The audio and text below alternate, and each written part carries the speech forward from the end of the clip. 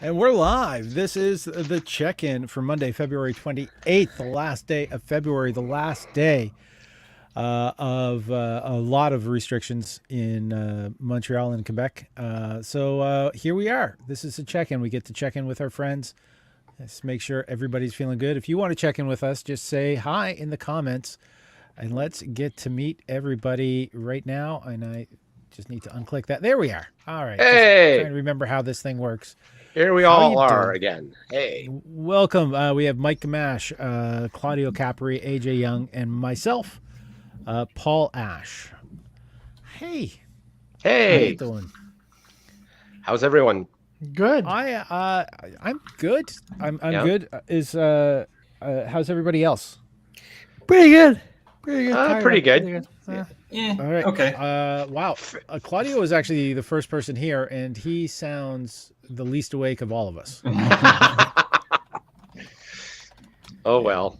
No, I'm good. You're good. Yeah. Good. Yeah.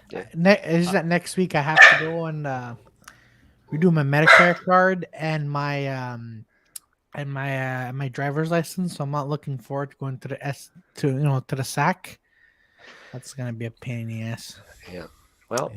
Société Automobile Québec. La Société d'Assurance Automobile Québec. Okay. It's not bad. It's have to pay $46, but I'm like, it's the 3-hour waits that I'm not.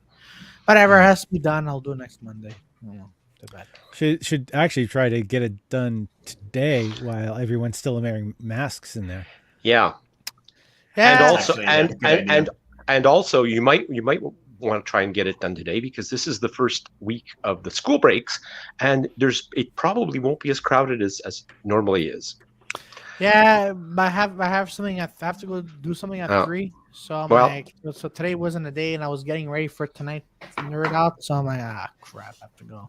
And it's kind of my fault because they sent me the letter at the beginning of February, but I was just too occupied. Occupied, I see. Wow, you're dating someone? No, it's nobody. I just have work-related stuff to go do. Am I the only one who's seeing Paul looking like he's a little sunburned in the face? Yeah, I have high blood pressure. So okay, you're very pink today. I have a glow. Pink. Yeah, I know, and I've got that halo just over my bookcase too. Right. So there's a number of things. There's a number of things. That's why we do the check-in. We're checking in with each other. We actually have people watching. So hi. Excellent. Hello. We hope that you're doing well as well. I know that we like to keep it more to light topics, and we should let Poe. We should let Poe talk. If Poe feels like adding to the conversation. He's. I keep muting. There you he's go. Definitely adding to it. But he's so cute. He is. Come here. All right. Well, all right. This is it. Thinks I'm trying to take his bone. I see. Oh. Yeah. Zap is on the poster, but I think we might get a So a cameo from one of the many animals living in the zoo. Well, we already have one. Yes, we animals. have one of the starring animals. Yeah, there we go. There's Poe. Hey, Poe. Yes. That makes my day. That makes my day so much better. Good. I'm glad to do this for everybody, all the viewers. This is Poe, named after the poet and writer. He's not as eloquent with his words. I see. Yeah. He's a dachshund, right? Yep. Half dachshund, half Chihuahua. He's a Chiweenie. He's a Chiweenie. And I don't know if I can do this, but he's a long boy. He's a long boy. Yeah, he is. He's a long boy. Yeah. A long-haired dachshund. Yeah. Yep. Yeah. Yeah. He's absolutely adorable. There we go. Yeah. Yeah. We call sweeties, that two sweeties face. in that frame right now. Oh. Mm-hmm. Yeah. What's the old adage? Never work with children and animals, right? That's only if you're concerned about yourself, not about exactly. Yeah. There's something that's in the news that we probably should address because I know it is adding to a lot of people's stress. Yes, of course. The situation in Ukraine. I think we all stand with Ukraine on this. Mm-hmm. Yeah, pretty much. Yeah. I do want to point out that Switzerland has ended their neutrality. Switzerland, Finland, and Sweden, 3 notorious neutral countries, have all said, "Yeah, we're gonna sanction Russia. Yeah, this aggression cannot stand." Basically, goddamn Swedes, can't trust the Swedes. Yeah, the Swedes. You gotta, the turn on you the first chance they get in 400 years. Yeah, but the real big one is Switzerland. Yeah, because Switzerland is freezing all Russian assets. There's a lot of nuance in how I'm upset that like Russian people's money is now turned to dust. Yeah. But obviously, like the problem with like a dictatorship expanding its power is like the people suffer. Yeah, I feel the people are going to suffer no matter what. I wish we didn't have dictatorships in 2022. Yeah, but I saw a graphic where like Putin's fortune is estimated at 200 billion, and the median income in Russia is just a little over $10,000 US. The median income. Yeah, so that's their dollar crashing. Like they're already in economic straits anyways. But I don't wish that on the people, of course, of Russia. I stand with Ukraine, but I also support the Russian protests. The Russian people. The Russian people also have to be kept in mind because they're the ones who are ultimately going to suffer from all this ridiculous posturing. Yeah. Even the Russian the Russian people don't want. Yeah. No. So they're not into it. Yeah. So, but actually, there's a funny thing. A little light on the topic. So I saw on TikTok, a Ukrainian car. People in Ukraine, there's a Russian tank that stopped on the side of the road. And these Ukrainians stopped by, goes, "Hey, do you guys need help?" Yeah, and the Russian soldier's like, "Yeah," and goes, "All right, so we're gonna kick you back to Russia." I'm like, that is beautiful. That is hilarious. Yeah. Well, there's confirmed at least 5,000 Russian troops mutinied. How the Russian troop buildup, like there is conscription in Russia. Yeah. But it's only for, I think, a year, and then they have the chance of signing a contract, being contract soldiers. And apparently for the buildup, they were like physically torturing and threatening people if they didn't sign. Yeah, not surprised. The Russians, of course. Yeah. But all this to say, I think the film "The Sum of All Fears" is relevant to today. Well, in every instance where a dictator has taken power and ruled a country with with completely unfettered, the people have always suffered. It's always the common people who end up paying the costs. With the Russian oligarchs having their money frozen in Switzerland, like it's no longer safe because they never really invested in their own country. They always kept their assets. Yeah, they were the kings of money laundering. Yeah. Yeah. Oh yeah. The amount of London that is owned by Russian citizens that is losing their property right now, and parts of South Florida. Yeah, and I do wonder. Currency is all made up, so I wonder if like all those Russian asset seizures is just air and all that money disappears, or like does Switzerland have billions of Russian dollars that they now like? Let's say Russia goes way too far with this, and we have to America essentially always establishes new governments wherever they want. So let's say we do that to Russia. We do an imperialism to Russia. Does like Switzerland become a like massive financial power because all that money just sinks into their pockets, or like what happens with all those Russian asset forfeitures? I will tell you what happens. What happens is that we must go to Switzerland and be like, listen, we are neutral with Ukraine and Russia, so therefore I will hold the money, and perfect. Then we will start our own political party called the Cool Crew. Yes, we'll put all the money. We'll put all the money in a pillowcase, and we'll put it under our mattress. We'll start. Well, the thing is, a lot of it isn't like just money. It's physical assets. It's converted to like gold, bullion. Yes. Yeah. I have I'll go ahead. Sorry, Paul. Okay. And I mean, post World War II, like a lot of German assets were converted to pay for restorations to the Jewish people. Right. But there's always been claims that some of it disappeared into the Swiss banking hierarchy. Yeah. There are still unclaimed accounts in Switzerland from people who died in the Holocaust. That nobody's showing up to claim this money. We're just going to hold on to it. So it's like, Spiegel, no one came to claim the money. Yeah, we claim it. But I think they died in the Holocaust. Well, okay, no one comes. I put money by. And I think banks, part of their structure is like if they have they don't necessarily need to spend that money, but if they keep all that money in their bank, it brings up their total value, and so that's what they can leverage against it. They can leverage against it. Yeah. So they can make loans and make interest on the loans. For having without ever spending or getting rid of it. They can always be like, no, it's waiting here. It's waiting for them. But like when it comes to business deals, they count that under their total gross and their total market share. Much like hedge fund managers who never invest their own money, but make tons of money off of the investments they make for others, Yeah. Can I borrow that money so I could pay off some things? And sure, we're just going to charge you 30% interest. Exactly. Right. Yeah. You know what? For that, I'll become a contract hitman. And I'll be like, you so fit the profile, contract hitman. Nobody will know. That's racist, Claudio.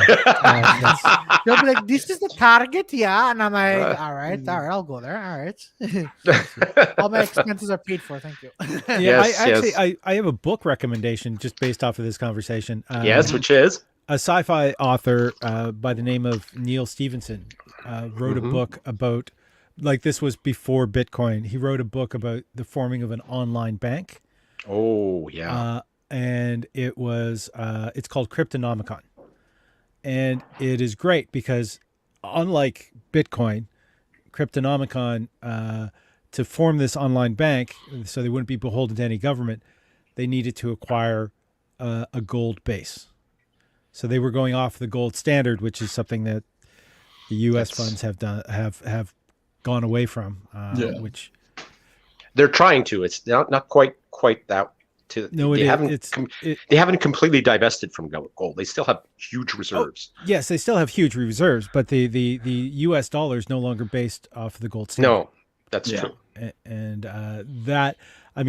that allows money to be imaginary, and that's why Bitcoin can be a thing.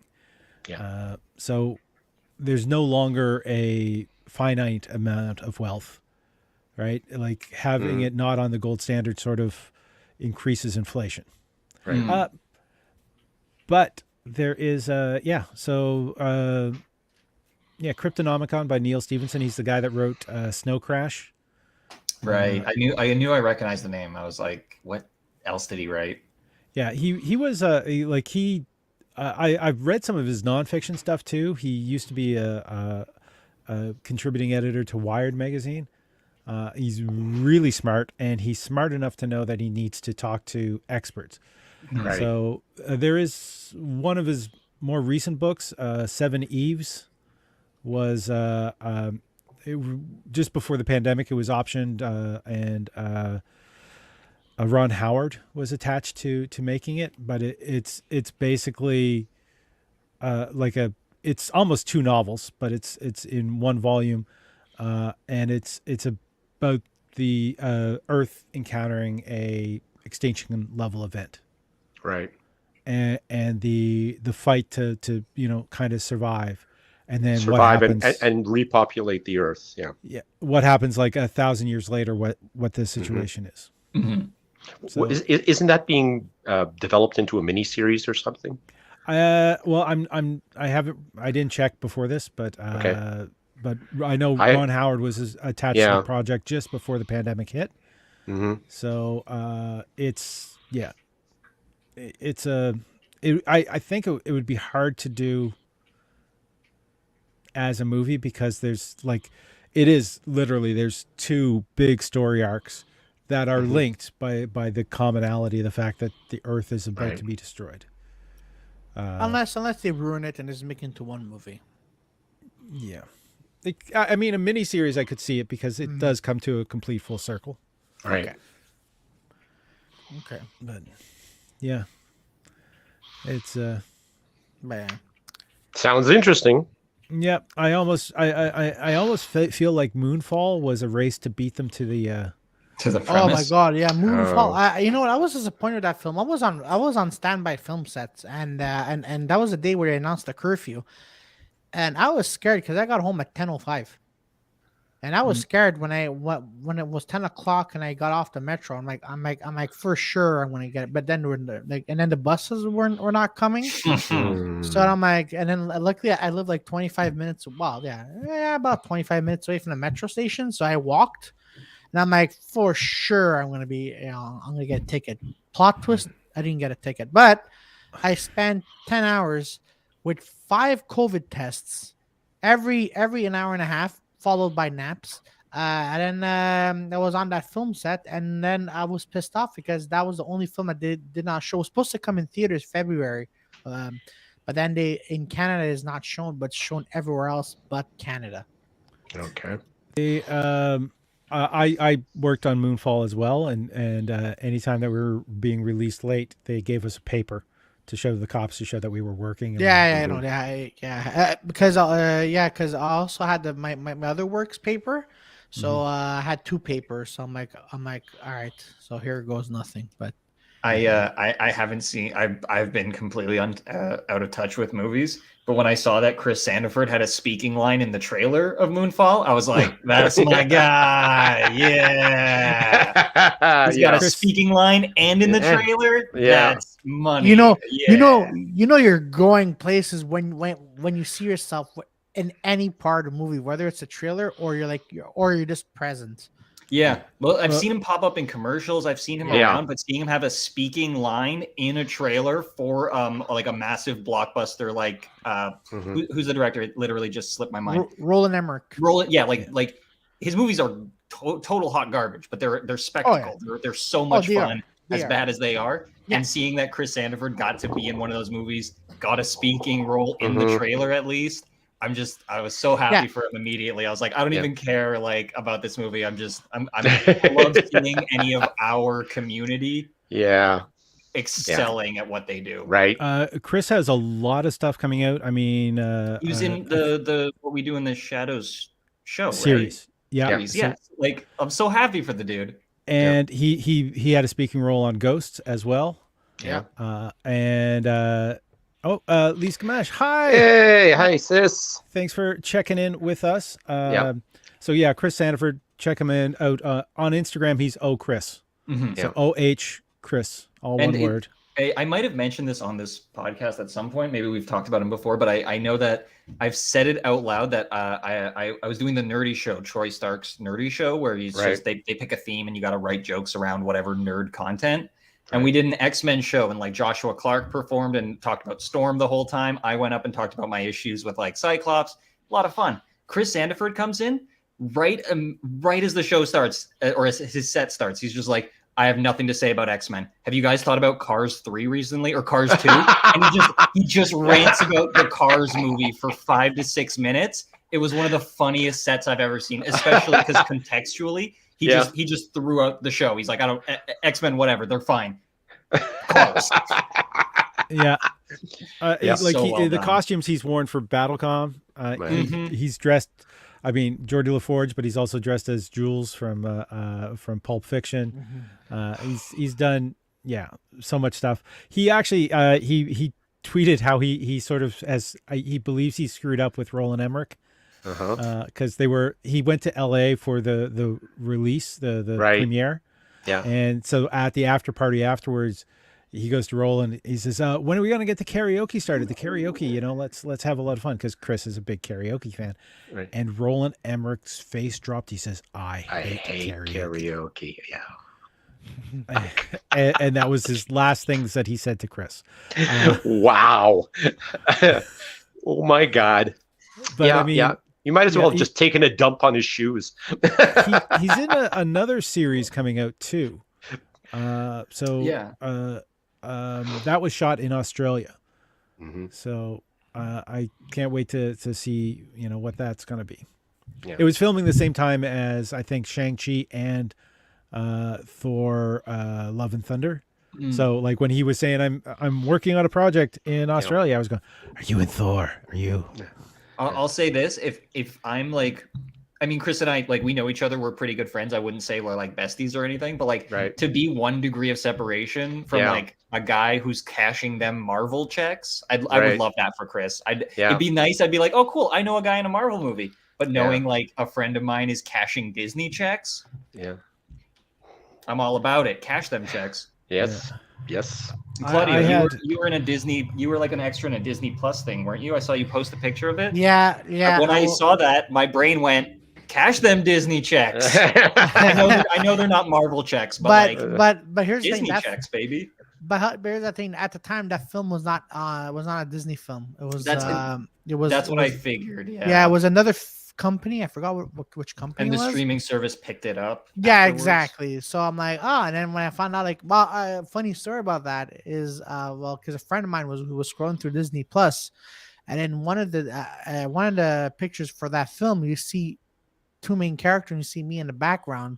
My friend's like, "Is that Claudio?" And then she sees it. The film is horrible. But then you get to like 17 or 18 minutes into the film, and there's Claudio. And there's Claudio. And then my friend's like, "Oh, all right." And do you care to say which film? Yeah. It was Sweet Home Alone. Okay. Oh, that's right. Yeah. Yeah. I like it how you're for like. Okay. That's the thing I didn't watch it. I was like, I know they redid a Home Alone thing. I think it's a TV show, but I didn't watch it. They redid it, and I'm like, oh, wow. And I was watching with my friends. I'm like, because my friend saw it, and she goes, yeah, it's and I'm like, all right, so let's watch it. So my other friends were curious. I was curious, and then I'm like, 14 minutes in, I'm like, all right, so all right, so me turn off. All right, there we go. And then I'm like, oh, okay, this is after 3 years of working on that film, this is the best that they've done. I'll say this, hey, at the very least, there's some movies that you're happy to not have a speaking role in. Yeah. At least no one saw that bad movie and went, my God, everyone in this is garbage. Oh, absolutely. I was looking like you just breezed by the background. Just give me a paycheck. Bye. Yeah, I was the kid the main kid was in Home Alone. I didn't know he was in Home Alone because he kept falling in front of me. And after 4 hours, I'm like, is something wrong with this kid? Why does he keep falling? And then the producer goes, that's the main character. I'm like, oh. Who is he from? And then my friend, because she's in transplant and a few other, and she was in one episode Bad Blood. She turns to me, she goes, he was in Jojo Rabbit, and I'm like, oh, that's right, the kid in Jojo Rabbit. Okay, yeah, I'm like, as what? She goes, the main kid. Main kid, yeah. Yeah, and I'm like, did he fall like this in Home Alone? Like, what the fuck?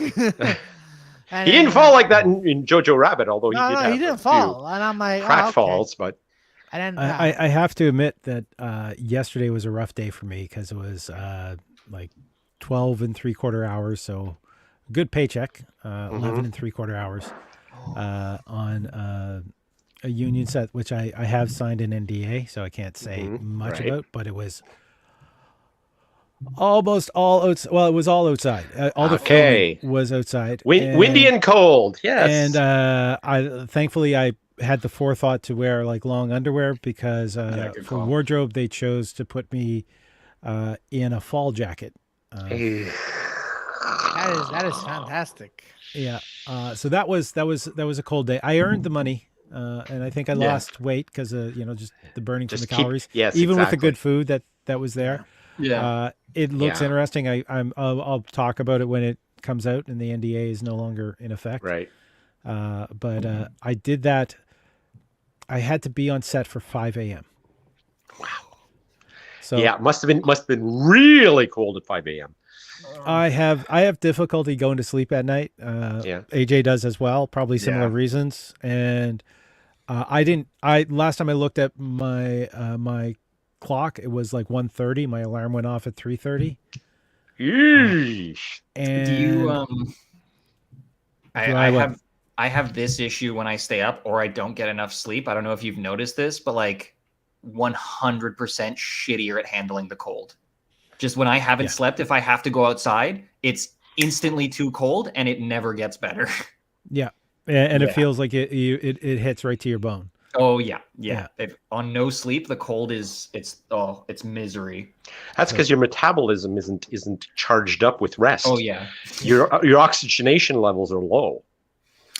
And I didn't get home till like after 6. And last night I had to man the stations for my good buddy the Love Doctor doing his show starting at 9. Yes. Yeah. Oh boy. It was no wonder you're pink. I slept very solid last No night. wonder you're pink. Yeah. Your body's going pump blood. No, you know what? You're all weak. I work downstairs where I have to check our the vaccine passports, and there's a door, and then everyone's like, "Aren't you cold?" I'm like, "No, the cold is for the weak. I don't believe in the cold." Tomorrow night we're supposed to be, because I'm supposed to be doing Charles Daglian's show outside, and he's like, "Listen, make sure you wear your boots and everything." I'm like, "I'm gonna show up in the jacket and boots." Well, I can tell you, I years ago I did do a commercial. It was like a lotto commercial in Atlanta, Canada, where I wore a Speedo beside a pool, but we were filming in late October. Ooh. So every time cut was said, 2 people basically tackled me with towels. Yeah. I actually, you guys as actors and extras, you would appreciate this. Do you remember that comedy show with extras? Well, Eastbound and Down. Oh yeah, I haven't watched it. Baseball guy. Yeah. So you don't really need to know the show, but there's I can't get this out of my head whenever I think about like acting and extra work. There's a scene in the very first episode where he's like in a hot tub with his like stepbrother or brother, whatever, like talking about like his failing career and all that. Right. But when you watch it, you can see the actor, the smaller one, not the main actor, like is shivering, working his ass off not to shiver on camera. Like, when you're holding in shivering, but you can see that your body's like hyper tense. Just the tensing up all over. Yeah. So they're in a hot tub in that first episode. And like, it was one of the first times I really saw like an actor not capable of like hiding, because they're in a hot tub. It's supposed to be like, oh, they're jamming. You can see that actor is freezing.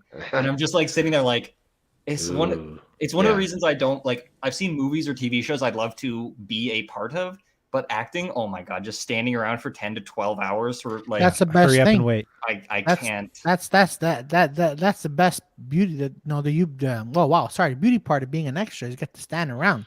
That is all, and you get paid for it. I'm like, damn, if I could do this 5 to 6 days a week, 10 hours, and I do most of my reading. Like it gives me a great time to read, but the thing is that I won't disagree with. Yeah, same. That's and the food is generally good. That's and true. As a union actor, the pay is good. Yeah, there's a lot of things that like would push you towards it. That's why there's definitely movies or shows I've seen that I'm like, I would like to be part of this. It's just like, as someone who's not super motivated by money, it's like, you can't pay me to be uncomfortable for 10 hours. Right. Whenever I'm on film sets and I'm waiting, I either just work on my projects I want to do, or work on my sets, or just read, or then take a nap, or maybe do all of them in like since for Home Alone. You get time. Yeah, for Home Alone, I was on set for 15 hours, and I was working only 8 out of the 15 hours, and the rest I was just because I got there at 5 a.m. We didn't start shooting until 10 a.m. And then for those few hours, I'm like, thank God I don't have a show, so I could work on some stuff, and then I took a nap. Yeah, the reason they your call time is a certain time. Crew call is officially later, even though there's crew there doing setup, is because they need to process all the extras coming in. Like there was 100 extras yesterday. Mm-hmm. Yeah. And they have to process, they have to check the wardrobe, check the hair and makeup, feed everyone. Food is generally good on a set, which is great. Yeah. Or at least union sets. Yeah. I've mentioned this on this show that I did do extra work for one day, and like I've seen that processing room of like 60 to 70 people that I was in, and like they had all the racks for the wardrobes, and they were getting everyone set up and checking everyone's papers and signing everyone out, and then like everyone like school children had to like go out in a line and follow the way to go, and then everybody was put in a specific way. You had to stay in the line, so when you got to the set, you were all standing in the line in the right way, and like it's one of the reasons, again, like I wouldn't want to do acting, because it's such a cool machine to watch how it goes, but not necessarily be in, right? Yeah, it feels like it would chomp me up so fast. But I did like being part of the extra work for a day back in the day, and like seeing the other stuff I've seen through my friends and peers doing comedy work and then doing acting. It's really interesting, and it is an incredible machine. For me, I am so terrified of it. Yeah. For go ahead, Claudio. No, go ahead, Paul. I'll go after. For extras, there should be a little bit more education, because there's a lot of people who are doing extra work who don't realize that they want you to repeat what you did the last time you did it exactly the same. Exactly. That way, when a camera cuts, you don't all of a sudden have an umbrella up or whatever. And the first shot of the day yesterday, it was the most takes. I have to say the director was amazing, because the director was managing to get most everything in 2 takes. But I think we did 6 takes off the first, 4 or 6 takes off the first, and that was because the first time we did all the actions, it didn't work for them. And so they tried 2 other ways. And then once the pattern was set, that was what we had to follow and duplicate for all the different shot angles that they were doing. This project has a lot of money thrown at it, which isn't always saying it's going to be good, but it seems like the crew is being pushed to their limits, because they're doing like 80-hour weeks. Yeah. Did my mic just kick up background noise? Nope. Okay, good, because there's like drilling now going on. Oh, no. Haven't heard drilling. Perfect. Okay. They're done with their lunch break. I changed my my sensitivity so that it would be like I'd have to have it a little closer, but I think I think I did it well enough that you're not picking up too much of the background. Great. All right. Terrific. All right. Yeah, you could be a sound engineer. Yeah, for porno. All right, AJ. Yeah. I want AJ close-ups. I want the sound in oh my god, in Ultra AVX sounds. Let's go. Come on, sir. Come on. God damn. Do you guys remember David Pride's not David Pride, David Acker's Canadian film impression? Nope. No, not off the top of my head. He grabs the mic stand, like his hand close to the base, and so he'll start talking, and he's holding the mic stand like that, and then all of a sudden the mic will come down and hit him on the head. Hit him in the head. Come in frame. He's okay. Which, used to kind of be a thing. Yeah. That's a really good joke, actually. Yeah. But yeah. It's self-denigrating as a Canadian, and our film industry has gotten a lot better. I mean, that could have worked back in the 70s, but it's gotten a lot better since then. Yeah, it's got a lot better. A lot better. I don't know if it was his joke or if it was a joke he was just saying me, but you guys know the Australian comedian Paul Worrell? He doesn't really do stand-up anymore, but he was in our city for a while. Yes. Yeah, a joke he used to tell me is he's like, I'm thinking about like making a Canadian TV show. It's a period piece. That's the end of his pitch. That's the end of his pitch. I'm making a Canadian TV show. It's a period pitch. Nice. It's a period That's piece. good. You can't go wrong with that. Because that's all Canada does. It's just like period piece. Period piece. But plus, you're kidding? The sci-fi that Canada puts out. Yeah, there's an amazing amount. Stargate. Yeah, but we're talking about Battlestar Galactica. Yeah, but we're not talking about Vancouver. We're talking about everywhere else. Discovery. That's Toronto. The Boys. That's Hamilton. Yeah. Supernatural. They're filmed in Toronto, in Canada, but like how many of them are Canadian productions? All meant to be made like by Supernatural. Yeah, but they're using Canadian crew. That's true because it's easier than flying out American crew. Yeah, it's funny that they have that. They're like, oh, this is American media and this is Canadian media. It's like, yeah, but you film all your American media in Canada with Canadian crews. So like, essentially, what is the difference? Don't tell them. Don't tell them. Transplant. That's what it is. Like it's the first season was. Well, no, Transplant is Canadian. Yeah. Ghosts is American, and one of the big investors is actually Leonardo DiCaprio.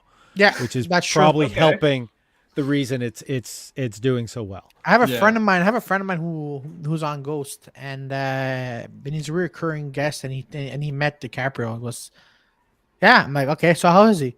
Yeah, he's a guy. Thanks for the description, Dom. I'm never gonna forget this. I'd rather hear that Leonardo DiCaprio is just the guy than the way like people are like Tom Cruise is scary. Yeah, exactly. You have one conversation with him and it's frightening. He starts telling you about how to achieve your goals, and you're just standing there holding a boom mic, like, dude, I'm just trying to finish the day. Yeah. Like, you want me to tell you something about Scientology? Oh, fuck, man. This I have like an hour left of work. I don't want to get into this debate. And you made me mess up my fucking direction. Thanks, damn Tom. it. I made it look like a Canadian film. God damn it. Even better. He's holding it, and then as soon as Tom Cruise is talking, he goes, not again. He actually smashes another actor in the face. Look what you made me do, Tom. Fuck. There is, by the way, I don't think it's a spoiler because it's in the most recent trailer.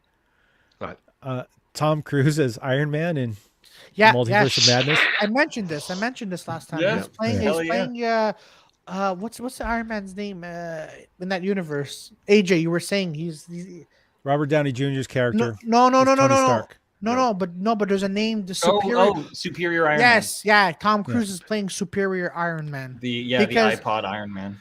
Yeah, because when you were auditioning for the first Iron Man's, right? Tom Cruise saying, "Yeah, I like to play Iron Man," but he goes, he doesn't want to wear a mask for So now that's brilliant, actually. So now that he's back, he's gonna be Superior Iron Man, and apparently this Iron Man's gonna be evil. And Superior. Well, in the comic run of Superior Iron Man, it was just like the the Marvel Universe has now officially just completely escaped the comics. Yeah. And in the Marvel comics, like Tony Stark builds the Superior Iron Man suit, becomes the Superior Iron Man, and it like poisons his brain and he becomes evil. Okay. But yeah, in this universe, they're just going to be like, oh, we'll just use the Superior Iron Man design, fold it into an alternate universe, whatever. So does this mean in this universe, Ultron is a good guy? It could be. That would make sense. No, he can't because there are Ultron robots in the quote unquote if it's anything like the comics, which I don't even subscribe to anymore. But like if the Illuminati Council Room is the Illuminati Council Room, those are good Ultron robots that are like guiding people through it. So that's essentially the best versions of Ultron. So in the trailer they sort of look like Ultraman, and it's Yeah. A lot of the like when they do the Illuminati room, there's like a flash of like you can kind of see the robots around the room, and I noticed they had the like, I think it's like the comic version 1 or 2 when Hank Pym made Ultron and he was the guard of the Raft or Dimension 42. So much. Yeah, it's that it's like the very early Ultron bots from the comics, so that's like pre-evil Ultron.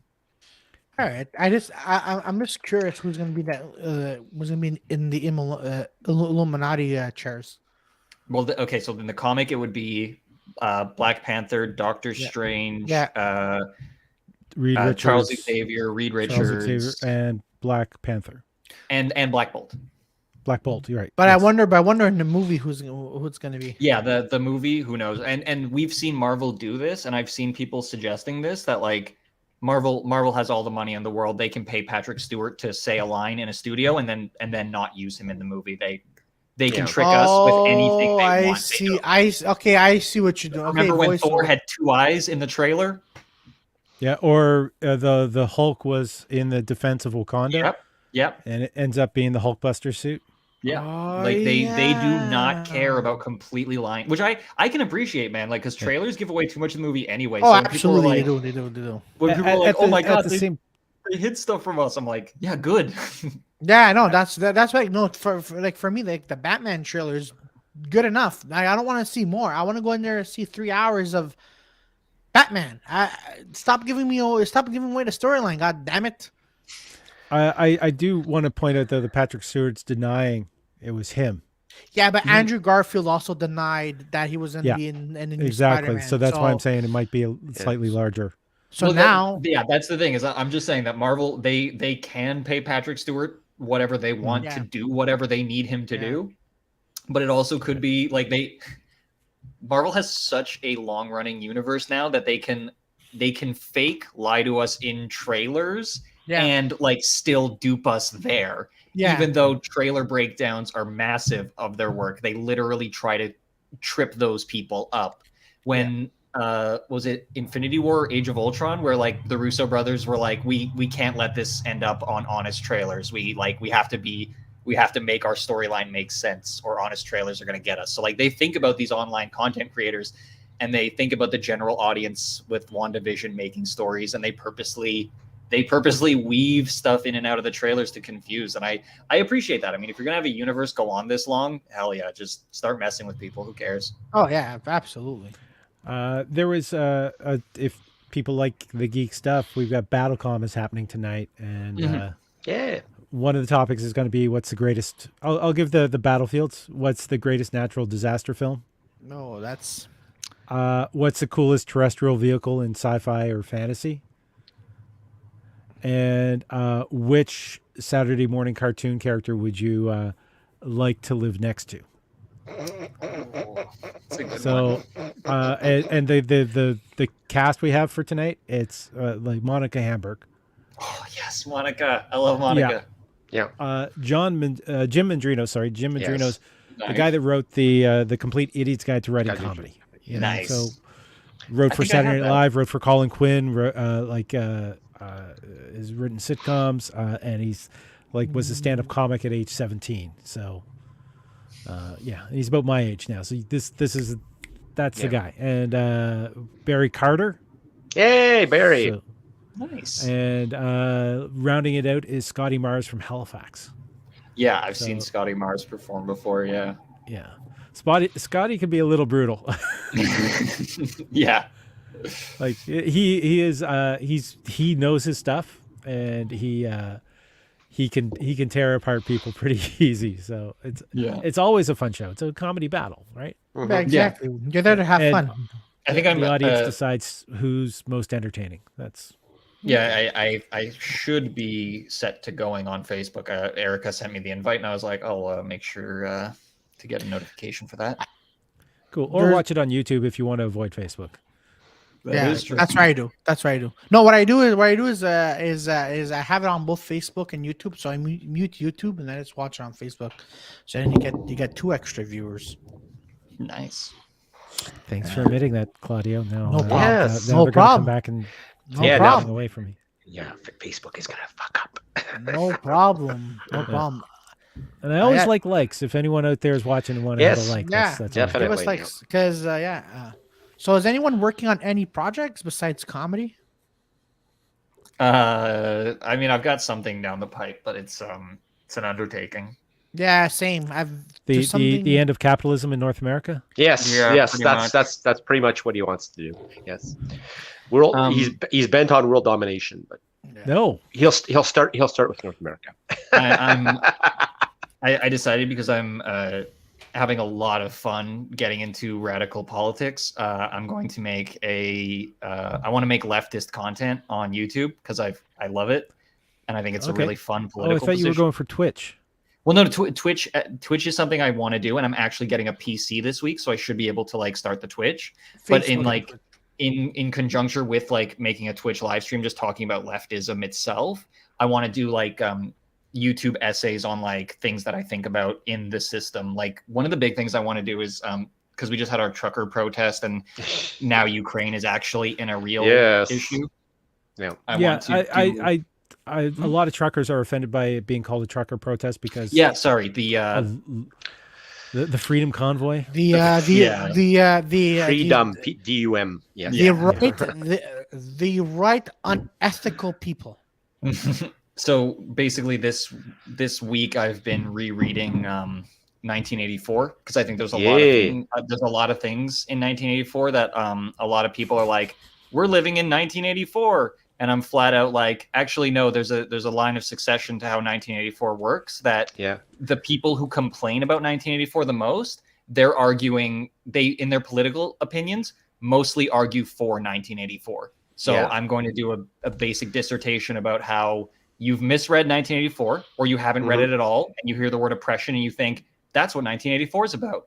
So I'm going to do a critical breakdown of the actual text of 1984 and what leads to 1984, because it's not as easy as some people think. And I'll just give this hint. I think immigration and restricting immigration is a much faster way to get to 1984 than anything else. And Republicans are always like, stop immigration. And you're like, that's what this is. That's what this is. Yeah.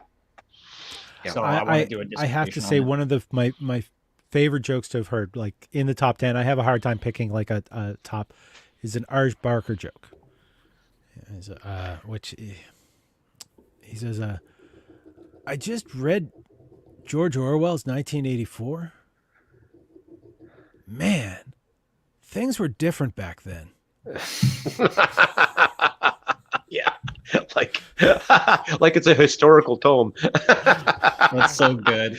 Yeah. If we have, you know what's sad? Like, if we have to say books or films are representing, our true ways of life right now, there are problems. Like everyone's reciting 1984. I'm like, I can't believe we're reading about this. It's, in a way, it's sad, because books and films are supposed to be entertaining, but yet we're like, shit, man. Escape. Remember?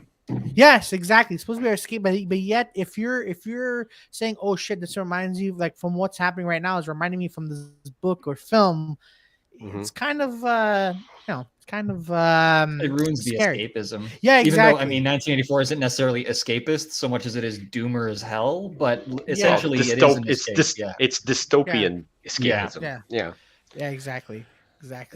How does everyone feel about Zelensky?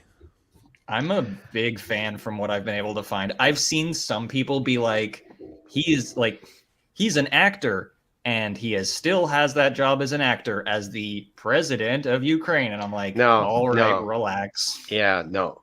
He may be an actor. He may be an actor, but when he speaks to a camera, and when he speaks to the people he's trying to reach, he is speaking from his soul. He is speaking directly from his inner self, and this he is. I believe he is the very definition of patriot to your country.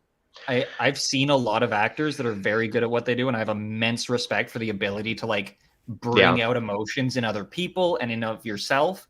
But Zelensky's address to Russia, I don't think an actor can pull off that kind of genuine, heartfelt sincerity. That's not acting to me. That's a man who's in a bad situation who wants humanity out of it. There's George Burns' comment, which I'll get to, but I do want to say, like, this goes way back. This, when he was first elected, he forbade them to send out his pictures to all the regional offices, all the government offices. He says, I don't want my officials to be putting up my picture. If they want pictures on the wall, put up the pictures of their families, because when they're making decisions, that's who they should be making them for. Which is so different than so many other, the cult of personalities. At the same time, though, George Burns has the quote, the secret to success as a performer is sincerity. Yeah. If you can, as soon as you can fake that, you got it made. But that's the thing is, like, I have like that, I have that jaded shell, so I tend to be able to see through like sincerity and like I feel like I didn't see much of a wall there. I did not detect much bullshit in it. Especially 10 minutes uncut, moment to moment. Granted, I don't know Ukrainian, so everything they wrote on that bottom, but I haven't seen any Ukrainians come out being like, actually, this is what he said. Like nobody's disputing what Zelensky has said. So and the quote when he was offered an airlift out, I mean, that was John Wayneism. Like, oh yeah, a little bit, but you know what? A great John Wayneism. That's for sure. But you got to give him props for saying essentially, I'm not fleeing from this situation. I am responsible for my country. I am the leader. I'm supposed to be here, and I take the heat. Like I take the accolades, but I also take the heat. And this is major heat, and I'm not running away from it. And I think. Yeah, I think one of the things that like Russia didn't really expect is like I've been looking up Zelensky and looking up his campaign and looking up all this stuff, and what I didn't know is and who knows if this is real, but I from what I've been checking, it seems very real that Zelensky ran on an ad-free campaign. He used social media, live television appearances, live public speaking events, and he was part of the cultural zeitgeist. He had appeared in Dancing with the Stars. Like he was a known figure for his comedy and for his acting. But when he ran his campaign, he like didn't spend money on ads, didn't like start shelling out money everywhere. He just showed up, did the work, met the people, got in touch with his base on TikTok and Instagram and like used social media. And so when Russia's trying to put out these propaganda campaigns, they're trying to like say like, oh, Zelensky fled Kiev, like you're all alone there. And then his response was to put on TikTok him and all of his staff members in Kiev, in the capital center of the city, right outside their building. And he's just like selfieing. Selfieing. We're still here. We haven't gone anywhere. That's Russian propaganda. These are my heads of state. This is my right-hand man assistant. Like we're in Kiev. We are not going anywhere. And I don't need a ride. I need ammo. Yes. Yeah. Exactly. Absolutely. That was epic. That. Yeah. And he's the voice of Paddington in the Ukrainian Paddington Bear. There you go.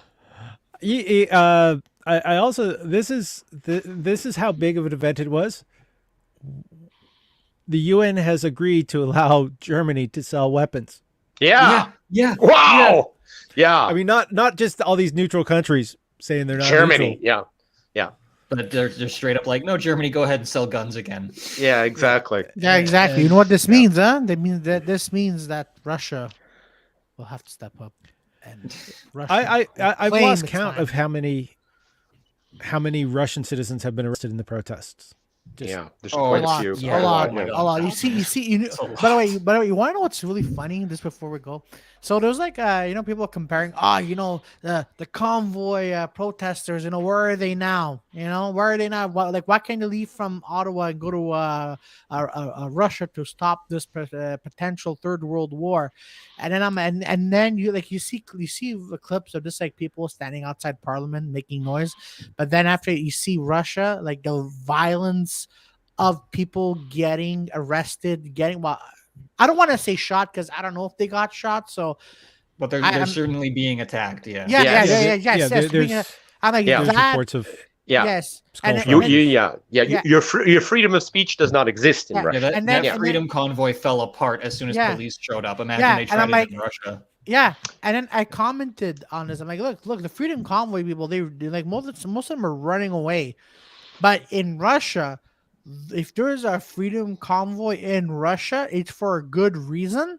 Yeah, and that is a protest. Like I'm not here to say violence is bad. I'm just here saying that if you want to protest, check look at Russia. That's what the meaning of protest is. Not these Trudeau Trudeau's a time. I mean, look, like I don't like him, and I'm not saying I like him because of what he did here. I don't like him because of anything else. But I'm like, folks, if you're but if you're equating him with tyranny, like you're calling Trudeau a tyrant. You haven't really experienced tyranny or seen what a tyrant does. And I'm I had that conversation last night. A friend of mine called, and like, it's a friend of mine who's like 20 years older than me, but they were like, it was a little crappy because they were like being like, oh, AJ, you just don't get it. Like America's like a dictatorship too anyway. And I'm like, okay, hang on a second. Let's unpack that. America's a dictatorship like Russia and North Korea. Okay, so what freedoms in America are just absolute lies? Because the fact is American people can have Fox News. They can go against their president. They can say what they want about things without fear of repercussion. They can lead an armed insurrection against the fucking Capitol. If they're white. If they're white, of course. Paul, you brought up a good point. And that's my point, is that like tyrannical governments, you can't do anything. Yeah. At least in America, the white people can stand up and do something. But like in Russia, they don't care. They're just like, oh, you're against the government?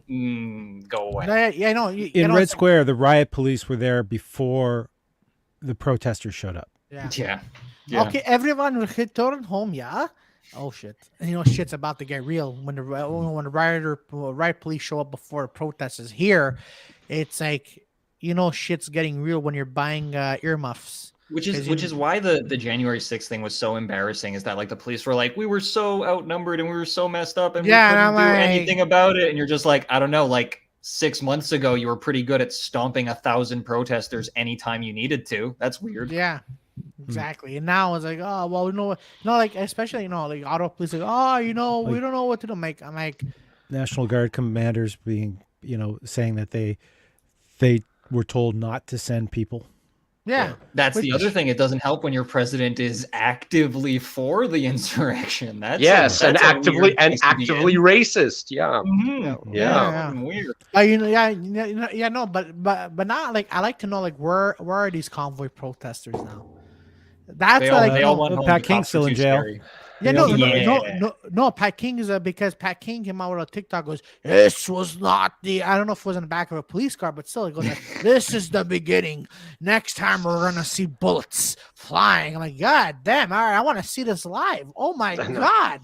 And we will not rest. And these people are very big talkers. Yeah, they are. Not so big on action.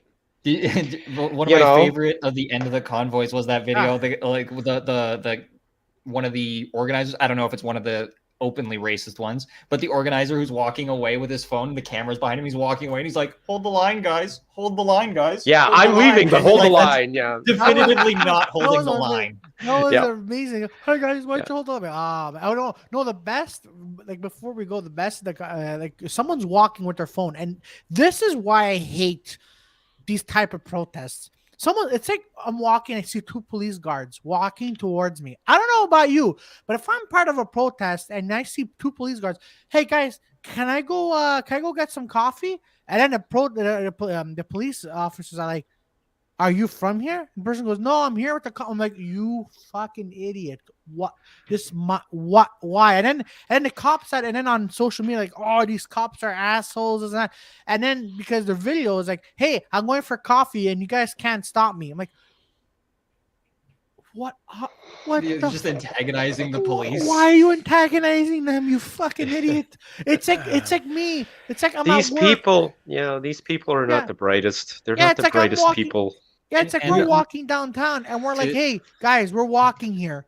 To add to Paul's point, like these people traditionally are pretty white. They feel pretty entitled to being able to tell the cops to back off. And Damn right they are. That is not how people should talk to the police. I know. No, I actually saw in front of my work once that a white person, the guy goes, hey, Colorado, fuck you and your bullshit. And then got tased. And I was eating popcorn because I was with my friend outside. He was smoking. I was eating popcorn. I'm like, this is I'm like, oh man, this is entertaining. The guy's on the floor goes, I got my privilege. I'm like, oh man, you do this. Keep talking. This. Well, all right, we should be wrapping up, but I just 2 quick notes. It's like Putin's in his 70s, right? Yep. Yeah.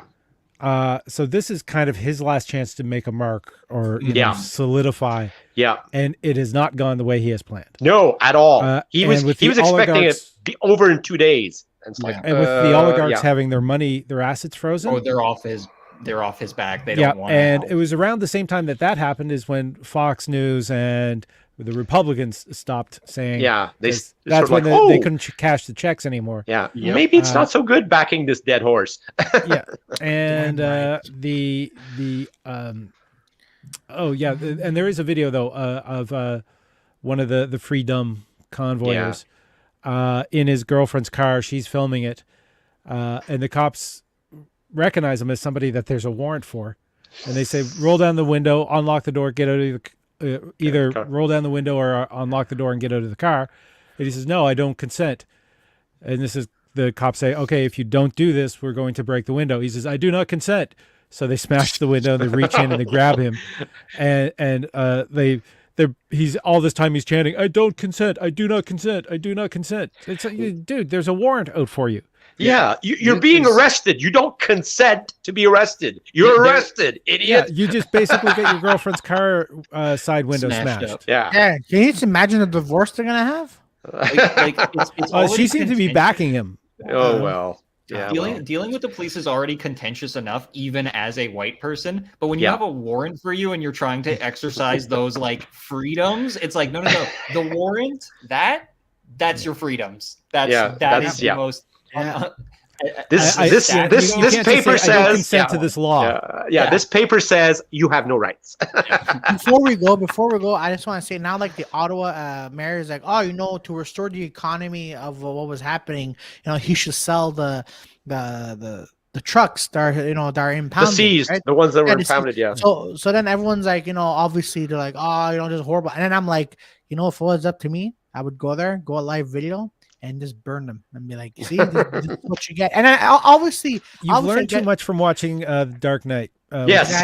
I'll be like, I'll go to Ottawa mayor and I'll be like, listen, Mr. Mayor, all right, what I could do is I could take these off you, so you give me money and I'll take care of it. And then after that, things will be fired up and I'll be like, burn everything. And after that, those people in jail like, hey, look, I'm free. I could burn your convoys while you're paying your bill and getting fired. So that's Claudio Capri Comedy on Instagram. We've got Mike Gamache on Facebook. Yeah. We've got AJ Young on Instagram. Also Motive Lacking on Twitter, which is such a great name. And I'm so not motivated to use that again. Motive Lacking. And everything that I do, including the Battlecom that I mentioned, that's going to be airing tonight at 8 p.m. On a different YouTube channel as well as on Facebook, it's Linktree or linktr.ee/Paul Ash. It's all there. Peace. Remember, I love you all. We've enjoyed seeing you I'm guys. not sure we'll unite now. Okay, it's just